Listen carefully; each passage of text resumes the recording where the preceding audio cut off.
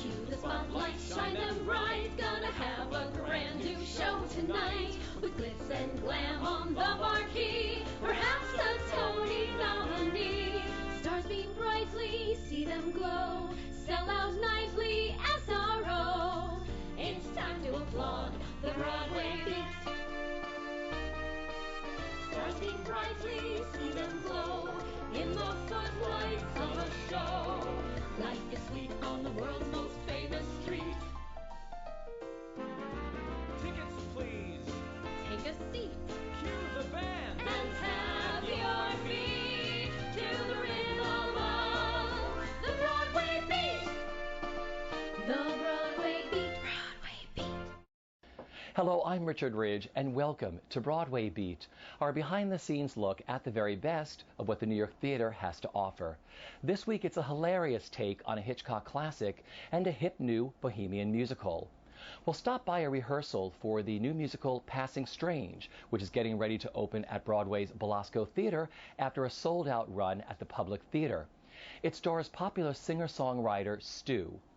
But let's start things off at the opening night celebration of Roundabout Theater Company's New York premiere of the Olivier Award-winning production of Alfred Hitchcock's The 39 Steps at the American Airlines Theater. We caught up with the creative team, including the four-member ensemble cast, Arnie Burton, Charles Edwards, Jennifer Ferrin, and Cliff Saunders. Mix an Alfred Hitchcock masterpiece with a juicy spy novel, add a dash of vintage Monty Python, and you have The 39 Steps, a hilarious whodunit, part espionage thriller and part slapstick comedy, adapted for the stage from the famous film and novel, with four cast members playing all the roles.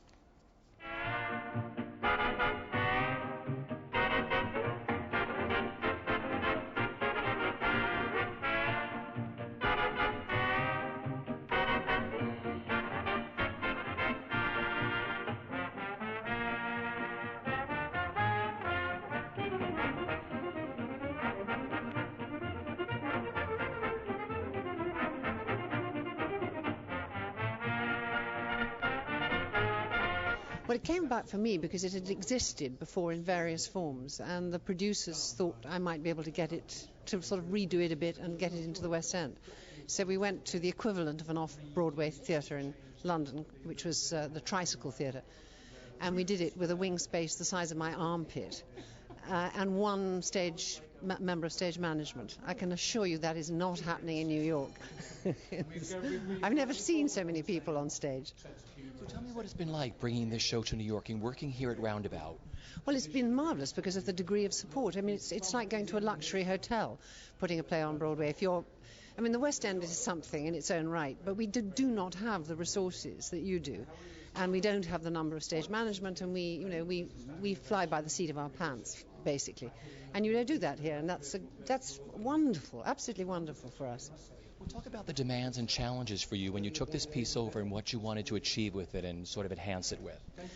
Well, I suppose to keep going back to the Hitchcock movie, because it's incredibly closely linked to it. About 60% of the dialogue is from the movie and every incident. But I managed to find a few more and pop them in various points. And the author was always incredibly collaborative, the adapter, Patrick Barlow. And it was just fun to find out ways to do things with three trunks. Well, now we have four trunks because we're on Broadway. But in London we have three trunks and two ladders and smoke and actors' bodies. It's always been highly collaborative because it's making something out of nothing. A kind of homage to theatre, really. The idea was always to do it for four people, and to two of them, to have one Hannah, to have one woman playing the three girls, and two men who play all the other parts. What we added, which was to that, was that we added a kind of undercurrent of a relationship between the actors. So that underneath these people doing it to the best of their ability, you get Hannah, who's probably the kind of director, and the guy playing Hannah doesn't push any furniture, doesn't do it, and he doesn't lift a finger.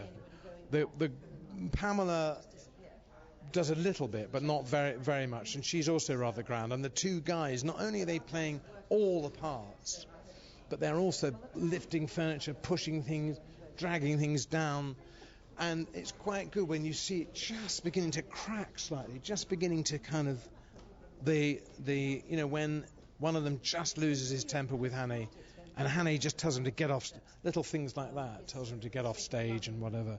So you see those little cracks appearing, which I think is funny. I think it's quite a good thing. So that we added that to it. There is no turning back.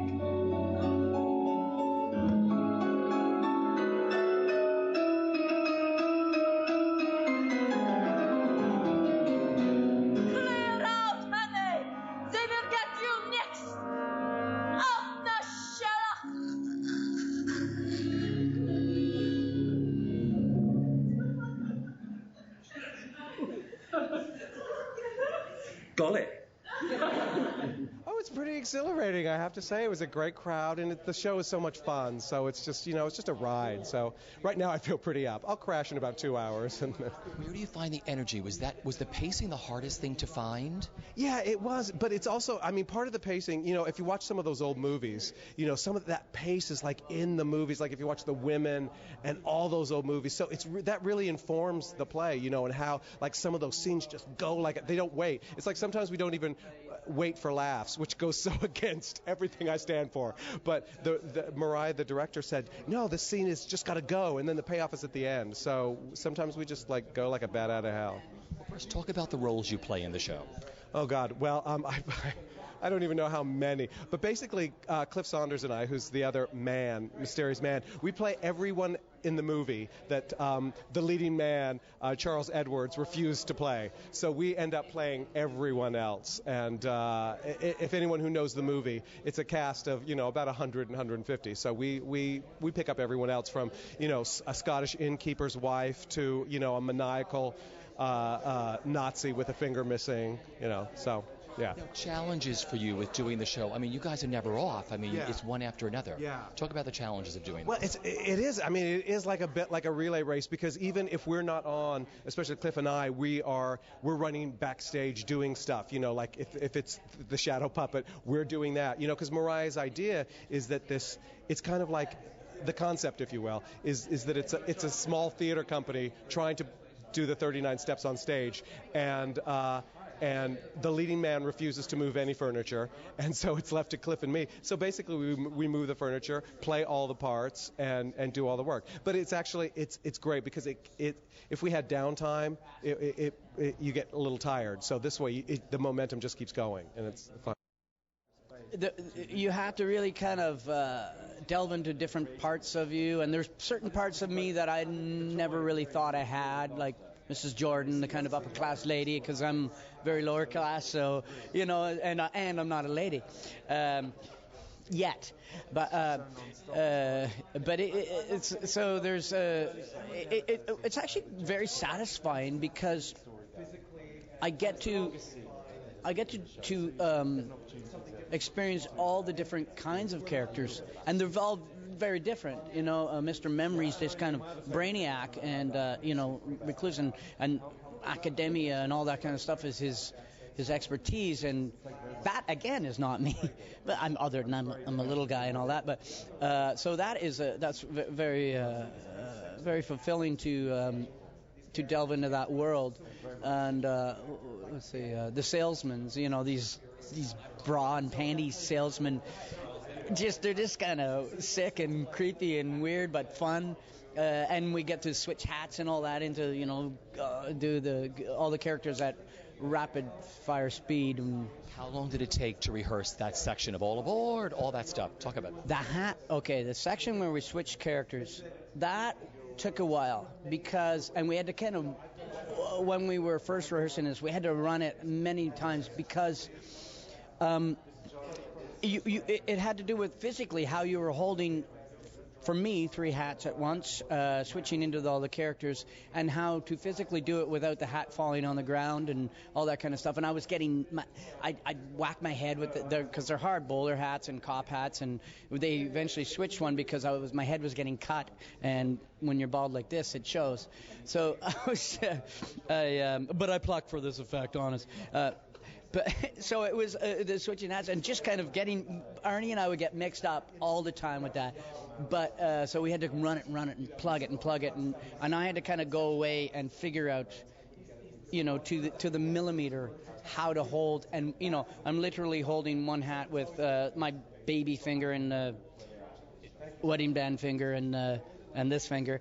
And then the other one, so it's just that was wicked, and also then the timing of it being so quick, and whose turn is it next, and that took a while. I don't know how long. Good heavens, the place is stiff with police. Excuse me, constable, caught the West End murderer yet? We'll catch him, don't you worry, sir. That's the spirit. All aboard for the Highlands. Anything suspicious, you let us know, sir. Oh, yeah, don't you worry. Next up, the Highlands. Final edition, sir? No, thank you. All aboard. All right. Keep your eyes peeled, won't you, sir? Certainly will, constable. Don't forget now, sir. No, won't, constable. Read all about it. Yes, I heard you the first time. Read all about it. All aboard. Read all about it. Keep your eyes peeled, won't you, sir? Certainly will, constable. All aboard. Read all about it. Just get on with it.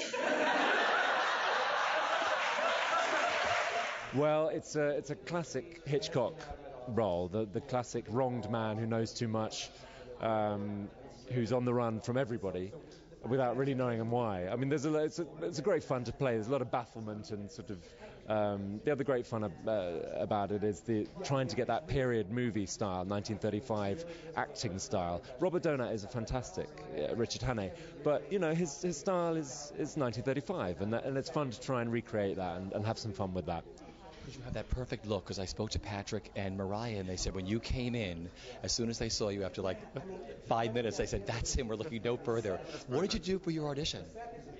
For my audition? Well, Mariah had seen me in a show. I was doing Hay Fever with Judi Dench in the West End, and Mariah had been in to see that, and I knew she'd been in. And the original Pamela was an actress called Catherine McCormack, who's extremely well-respected movie actress, and she's a friend of mine, and she said, I'm doing this play, 39 Steps, and I said, oh, that looks fantastic. And I read the script, and it's exactly the kind of thing that I love, and I met Mariah, and she was clearly very, very pleased with what I did, and I was very pleased to meet her, and it was a very quick decision. A day later or something, they told me I had the job, so I continued doing Hay Fever at night and rehearsed 39 Steps during the day. Well, the first time I read it, I had no idea what it was. What it was on the page is not what it is in life and on stage. But what attracted me to it ultimately was how physical it was, and the fact that it was a comedy. And I hadn't done a lot of comedy, and the fact that Mariah trusted me from my 1 or 2 auditions with her to really take on these different women and transform and do all that. And I thought it was just a challenge that I couldn't give up. Was one of the women harder to get than the other? They've actually all had their journeys, and there have been moments where some would kind of nudge at me, and certain days I would be mad at one or all of them. But they all had their own challenges, but ultimately I've loved all of them. Sandwich? Thank you.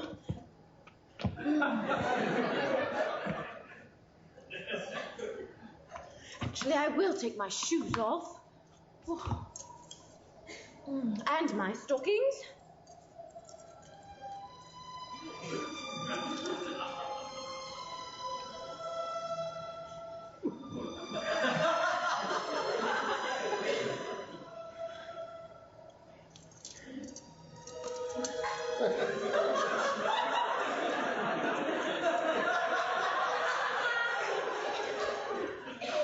Can I be of any assistance? No, thank you. All right. I hold this. Oh, yeah. One of this season's most highly anticipated new musicals comes to Broadway's Belasco Theater after a sold-out run at the Public Theater. It's called Passing Strange, which was created by and stars popular singer-songwriter Stu, who has also provided the book and lyrics and the music along with his musical partner Heidi Rodewald.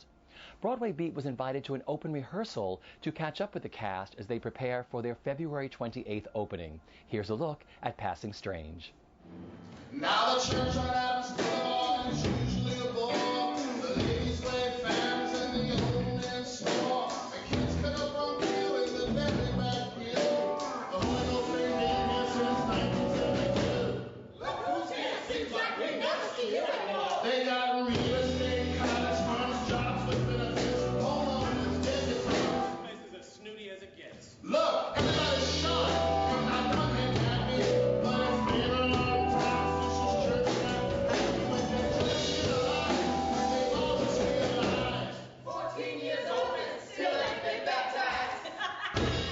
Well, we're always, first that's a principle that we hold very near and dear, is that we're not trying to reproduce a finished product. We're trying to create an experience in this moment for this audience on this day. I mean, this is a performance, and it's always been like this. It's something that I kind of learned from the band, I think, maybe, or something I already was working towards my own work. And then when I started working with Stu and Heidi and the band, it was like a great match because we all are about making this kind of chemical thing happen in a room. Everyone who's in the room is in the room. We don't have a distinction between the band and the actors. We don't make a distinction between the audience and the performers in a way. We want everyone to be making this happen, together. So I got involved in 2004, right at the very, very beginning. There was this crazy idea that the public had and Joe's Pub had to put Stu, Heidi, and me in a room together, a director and a rock band, and kind of see what happened. And Stu started writing the most wonderful lyrics and the most wonderful scenes, and we developed it very, like you say, the word organic is overused in this context, but in this case it really applies because we didn't quite know where we were headed. We didn't have a finished form in mind when we started. We were observant, we were listening, and we were watching and seeing what we liked and what we didn't like, and kind of inventing as we went along. It's exciting because any changes that we've made, they've all come from us. We haven't had any pressures to change anything, but as the band and as the creative team, we are sort of excited about this larger venue because for us, because we approach everything like a band, we play differently in a 300-seat room than we do in a 900-seat room, So it's not like about selling out to the different crowd. It's about trying to convey the thing in a larger room. It's really pure mathematics for us. You rock a little harder when there's 1,000 people than you do when there's 300. You just do. And so that's what we want to bring. We want to pump up the energy for each and every single person, for each and every single extra person that's there. We're going to pump the energy up that much more, and try to bring that spontaneous, living experience. We don't want a canned show. I couldn't do a canned show. I've never been able to do a canned rock concert. I can't do a canned theater piece. That's not possible for me. I would just get on a plane and go back to Berlin, and they would send the lawyers after me. I can't do that. So I have to have something that feels alive every single night. I have to, because I'm not an actor. So that's the advantage, I think. She had a crazy mixed up flat, you wasn't thinking about that. The bed was kind of hard, a prison cop come yoga man. 10,000 paintings everywhere, she was kind of a pack roll back. Oh, you were lucky to find a chair, the sweetest stuff in which she sat. She had new photos everywhere, from freaky deaky to plain arty. Some of her girlfriends showered there. As you can see, Amsterdam's a party. Well, it's a dream. It's really a dream. I think we all come to New York wanting something, and to work in an ensemble like this, to work with people this gifted, we all come together and we're more than the sum of our parts. And it's just, as you can see, we just have a party every time we're on stage, every time we're in rehearsal. We love being together, and to be in a group like this and to be taking it to Broadway is a dream. It really is. It's so organic. It's like a live organism that is so alive because I'm sure it changes. You just feel, you feed off each other while you watch what you do, and I'm sure every night it's different. completely. Every night, we don't know what's going to happen on stage. I mean, there have been things that happen, the inevitable technical difficulties, or someone's sick, or someone's, dropped a line. But the thing is that instead of it feeling like disaster, it feels like this moment, this opportunity. Oh, what is Stu going to do? Or what is Deidre going to do? What is Chad going to do? And we're excited by what would normally be called accidents. Those things are just pure gold for us, for us to mine. It's been, it's hard to say how much it's informed my life. This is basically why I became an actor. Doing things like this, working with people that I admire and respect and love being around, and each person in the show is so talented, and just what they bring to the piece individually and collectively as a whole, what we do, it's really rewarding, and being able to share that with the audience is going to be really exciting. And what we've done so far has been really exciting, that give and take with the audience. So it's really good. It's good. It's one of those, I keep talking about how it's one of those weird things where I'm like, is this really how it goes? Because it's the kind of thing that you want to happen and the way that you want things to feel when you're working on a project, but everything just feels really good. So yeah. Talk about working with Stu on this project. It's Stu's basically a genius, is what I would say, and what he brings is so many different elements from all different musical genres, and also his willingness to just let us play and do whatever is comfortable and good for us. That's been the great thing, because I've been with it since the Stanford workshop, so this is almost my 2-year anniversary with it. And from the very beginning, he has this very sort of respect and revere for what we do as artists, and we respect so much what he does and what the rest of the musicians do as artists. So it's nothing but like good feeling about what one another does in the room. So it's been great, and he's just, he'll do whatever he feels like doing at whatever time, and just keeps you very sort of on your toes, literally on your toes, and just, it's exciting in that way. In this corner, a sensitive, artistic soul. And in this corner, moi, la Franklin, the wicked Baptist rebel. Yet, in the end, we're just two brothers, passing. Like your high yellow grandma back in the day, only we're passing for black folks. Good, long-term, tax-paying, morally upstanding, narrow-minded, Christian black folk.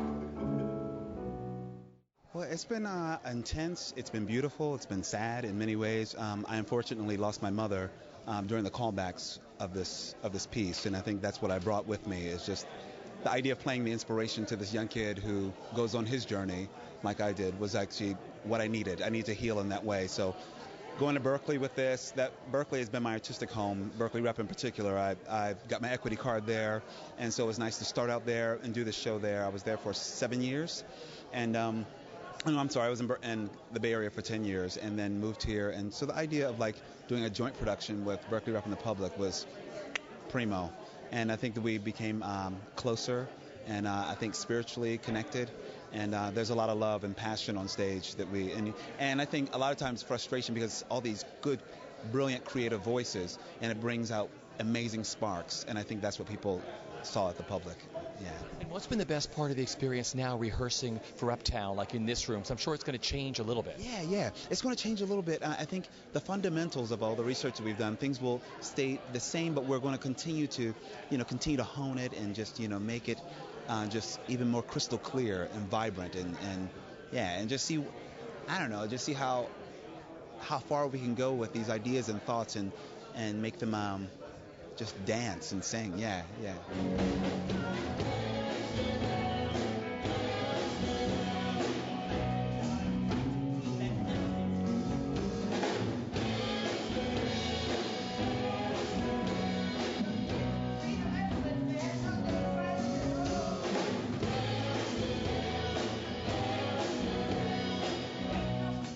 Amsterdam is like, it's the welcome piece, not just for the youth, but also for the audience, to let you know that Not just traveling to another place and finding home is okay, but also like this experience, stepping outside of something, that you're familiar with is okay. And just, we're just welcoming everyone to the show and welcoming the youth to Amsterdam. So, working on Passing Strange has been like coming home.